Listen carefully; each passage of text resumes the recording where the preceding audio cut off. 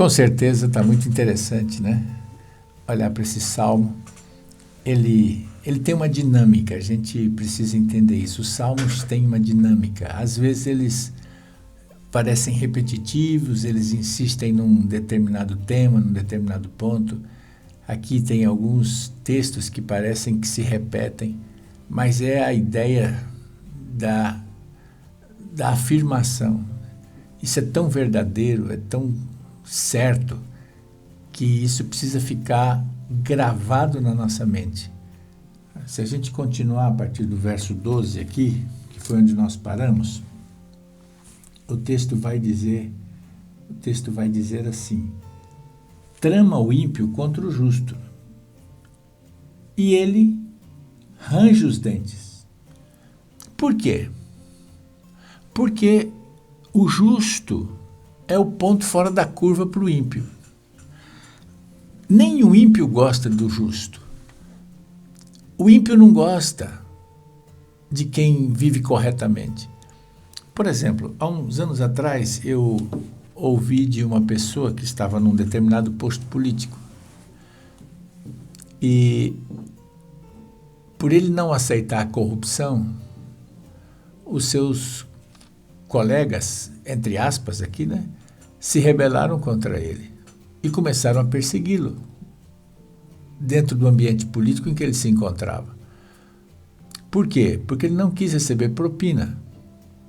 E por não querer receber propina, por agir com honestidade, por agir com justiça, ele levantou uma ira contra ele, uma revolta contra ele.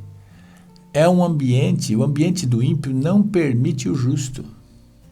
Esse é que é o grande problema. O justo é uma persona não grata. Ou seja, o justo não é bem-vindo ali. Porque o ambiente é de corrupção. Então você tem que fazer parte disso. O ímpio, ele precisa de outro ímpio para poder consumar os seus projetos. O ímpio, quando ele encontra um justo, o justo ameaça todos os projetos dele. Então o justo sempre será ameaça para o ímpio. Por isso você é luz. Quem vive nas trevas não gosta da luz, mas Jesus diz: vós sois a luz do mundo. Então o ímpio sempre vai te perseguir. Olha, trama o ímpio contra o justo e contra ele range os dentes. Né? Não está difícil de você entender o que eu estou falando. Em qualquer repartição pública, seja na polícia, né? Seja no Senado, seja no judiciário, onde tem uma pessoa agindo corretamente, ninguém gosta dele lá não. Né? Os ímpios não querem gente assim lá. Porque senão eles têm que parar de praticar a impiedade, eles têm que parar de roubar, né, de saquear. Então, o texto diz que eles chegam ao ponto de ranger os dentes, mas rir-se-á deles o Senhor. Quer dizer, o Senhor começa a rir das pessoas que estão perseguindo os ímpios. Por quê? Pois vê estar se aproximando o seu dia. Ou seja, Deus sabe o destino do ímpio. E aqui o texto está dizendo que Deus ri deles. Porque, na realidade, o ímpio, o que ele é? O que ele representa? O ímpio é a antítese, ou seja, é o contrário de tudo aquilo que é bom, de tudo aquilo que é honesto, de tudo aquilo que é puro, que é verdadeiro. Tudo que é de Deus não se vê no ímpio. O ímpio não quer. Então, na realidade, o ímpio, ele é um inimigo de Deus. E ele não está conspirando contra você. Ele está conspirando contra Deus. O ímpio é um rebelde contra Deus. Por isso a reação de Deus, porque eles estão brigando contra Deus. E eles sabem que Deus te ama. Eles sabem que Deus gosta de você, que Deus tem um carinho especial por você. O ímpio sabe que Deus cuida de você. O ímpio sabe que Deus ouve as suas orações. Deus, nessa dimensão, né, de ser o nosso cuidador, o nosso pai, ele paga um preço também Porque, por exemplo, você que tem filho, se uma pessoa quer te atacar ou quer te ferir, ele não precisa ferir você, ele fere um filho seu.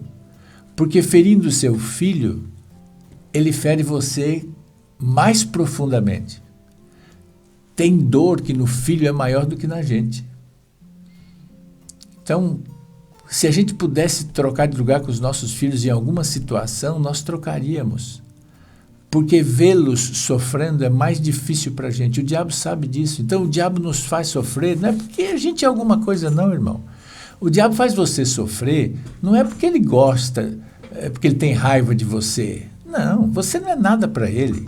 Sinceramente, você precisa entender isso. Tem gente que pensa que ele é uma ameaça para o diabo no sentido de ser alguma coisa. Não. Você não é nada para o diabo. O diabo nem te respeita, o diabo nem te considera, sabe?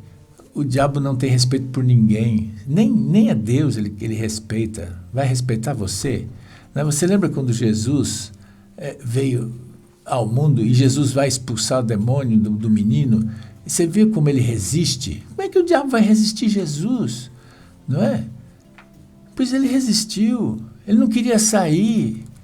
Lá no endemoniado gadareno, ele fica argumentando com Jesus. Não é o seu tempo, não é a sua hora. O que você está fazendo aqui? Por que você veio aqui? Por que você está me incomodando? O diabo é um ser vil. Né? Então o diabo não tem nada por você, não tem respeito nenhum por você, não tem interesse nenhum em você. Ele está manipulando os ímpios para cumprir o propósito dele. Mas eu queria que você entendesse uma coisa, que quando o diabo te fere, ele não está ferindo você não é o alvo dele, ele está ferindo a Deus, porque Deus te ama, porque você é filho dele. Então é você que ele está, é Deus quem ele está ferindo por machucar você. E Deus sabe disso. Né? Então, o ímpio aqui, ele representa toda a malignidade, todo o mal. E o texto continua, veja como que isso é interessante, porque diz assim, os ímpios arrancam a espada e distendem o arco para abater o pobre e necessitado, para matar os que trilham o reto caminho. Então veja que a ação do ímpio é uma ação maldosa, odiosa. Ele quer destruir mesmo. Tudo que é puro, que é honesto, que é verdadeiro. Sabe por quê? Porque você é uma afronta para ele. Vocês já perceberam, por exemplo, nesses movimentos que são chamados de minorias, que estão por aí, onde eles afrontam os que são justos, que são honestos e verdadeiros, que cumprem a palavra de Deus, que são obedientes. Vocês veem como eles escracham, como eles querem fazer os justos parecerem imbecis, idiotas. Eles fazem isso nessas passeatas deles, eles provocam, eles insultam. Né? Então, eles não aceitam que uma pessoa seja honesta, que uma pessoa seja íntegra. Eles não aceitam que uma pessoa tenha a capacidade de andar no caminho reto.